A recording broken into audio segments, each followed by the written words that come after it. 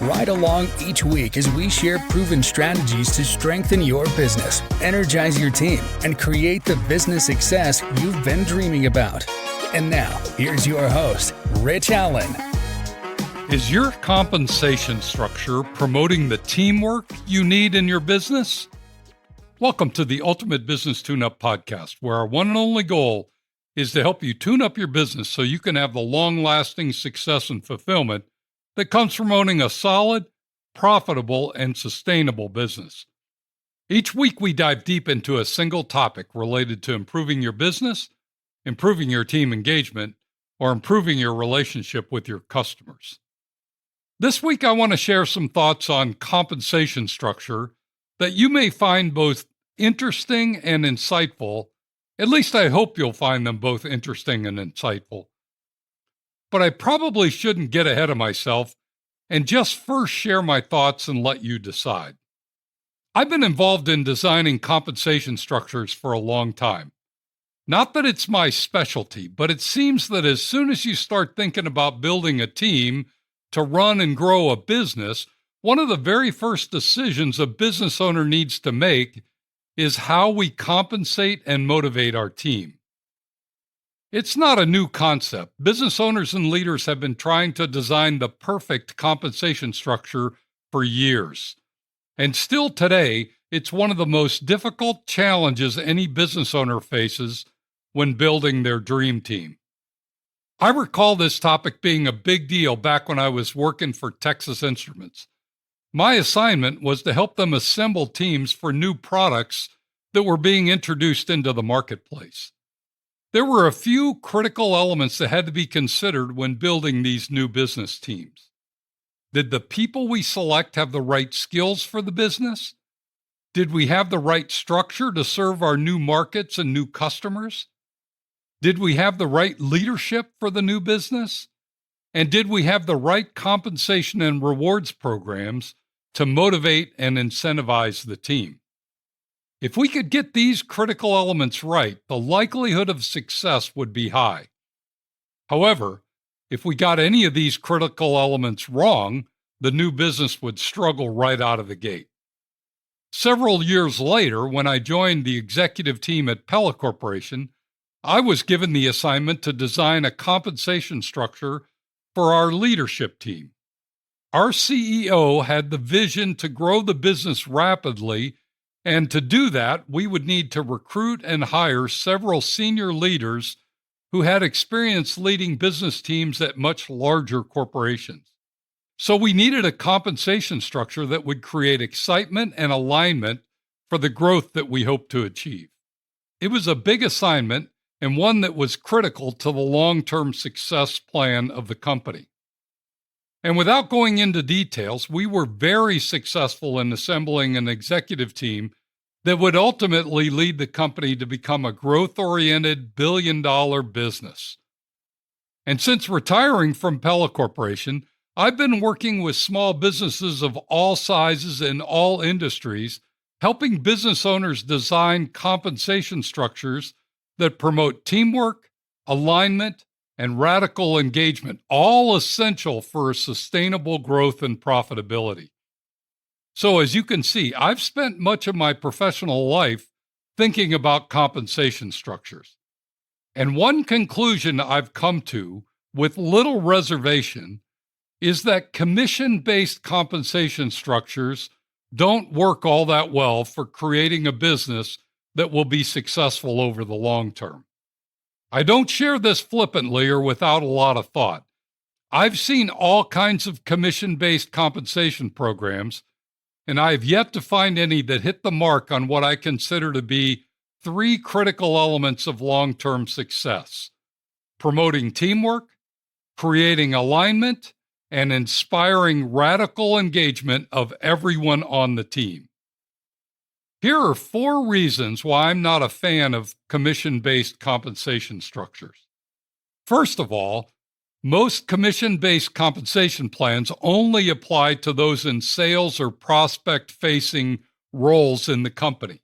What that means is that those who are in positions or roles where they support the business or they work on the operations side of the business are most often excluded from the opportunity to earn commissions. The result is often that those in sales-oriented positions have outsized opportunities to earn lots of money, while many on the team are relegated to hourly or salary jobs with little to no upside. It's very difficult to create extreme teamwork when there's a huge imbalance in wage opportunity in a business. Secondly, commission-based structures are inherently me-focused. By design, they're all a version of an eat-what-you-kill model, which means that if you close the deal, you win, but if you don't, you lose. As a result, commission-based programs all produce the drug dopamine, a very selfish drug. Not unlike someone having an addiction to alcohol or gambling, commissions create the need or desire for the next hit, and those who are on the program become very self-centered when it comes to getting the win. It's nearly impossible to create extreme teamwork when someone on the team is hooked on commissions while others are told to play nice, be steady, show up every day, and follow the process. Thirdly, the compensation generated by commission-based structures tends to create a roller coaster of results. Far too often, a commission-based team member will hit it big by closing a big deal, then will take their foot off the gas and coast while living off the earnings from their big catch. As a result, the business tends to cycle up and down based on the activity and intensity of those on the commission programs. The only way to keep this from happening is to establish serious micromanaging tactics, such as tracking calls made, monitoring prospect calls, creating peer pressure, and constant oversight.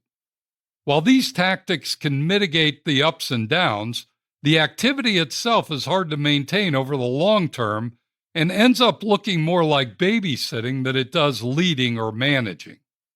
And fourthly, and perhaps most importantly, once someone's on a commission-based structure, they become independent to the point that they often feel they can leave and take their business with them if another business owner comes along and gives them a better deal. My experience with those on commission-based compensation programs is that they often see themselves as mercenaries or free agents who are always on the lookout for a bigger, better opportunity. I've not come across many team members who were compensated largely on commissions who had much loyalty at all to their current business. Since they've become skilled at eating only what they kill, they know with some certainty that they can survive elsewhere. So why would I stay if there's a better hunting ground somewhere else? If you're trying to build a team that will be loyal to you and your customers for the long term, you're not going to make that happen with a commission-based compensation structure. So there you have it. My 4 big reasons why commission-based compensation doesn't work. Number 1, they only apply to a small number of the team members. Number 2, they are inherently me-focused, very dopamine-driven. Number 3, they create roller coaster results without micromanaging. And number 4, they don't promote loyalty over the long term. You may have a different experience, and if you do, I'd love to hear it. I'm always open to learning, especially in this important area. But you may be wondering, what should your compensation structure look like to avoid these 4 negative effects? Glad you asked. Here's my very simple answer to you. Build a compensation structure that, number 1, applies to everyone on the team. Number 2, is inherently we-focused. Number 3, that creates consistently increasing results without micromanaging. And number 4, promotes loyalty over the long term. These kinds of compensation programs can be designed and are very powerful when put in place in a business. Oftentimes, the biggest challenge is weaning those who are on a commission schedule off of it. It may be painful, but in the end, it's well worth it. I've helped several business owners do just that, and their business got stronger, their team became a real team, and the teamwork drove higher profits. One thing I'm certain of, your compensation structure will impact the behavior and performance of your team more than any single other aspect of your business. If you're stuck with a commission-based compensation system and want to explore alternatives, don't hesitate to reach out and let's find some time to chat. I'd be glad to help you find a good transition plan so you can put your business back on solid footing. Now, before we go, 2 quick asks. Share this podcast with your fellow business owners. I'm trying to get these free business tips to as many business owners as possible. I want every business owner to be successful, and this is my gift to you and to them. Thanks for passing this along. And lastly, please leave a review on this podcast. The more thumbs up this podcast gets, the more it will be found when someone's stuck or struggling and looking for advice. Your review can help make this happen. Thanks for joining me today. Be sure to tune in next week when we're going to discuss benchmarking your toughest competitors. You won't want to miss it. Meanwhile, if you have a question, suggestion, or would simply like to connect, shoot me an email at rich@tourtoprofit.com. Now go make it a great week, and whatever you do, ride hard. Thank you for listening to the Ultimate Business Tune-Up. Make sure you subscribe so you don't miss any future episodes. In the meantime, find more resources at tourtoprofit.com and connect with Rich by sending a message to rich@tourtoprofit.com. Until next time, ride hard.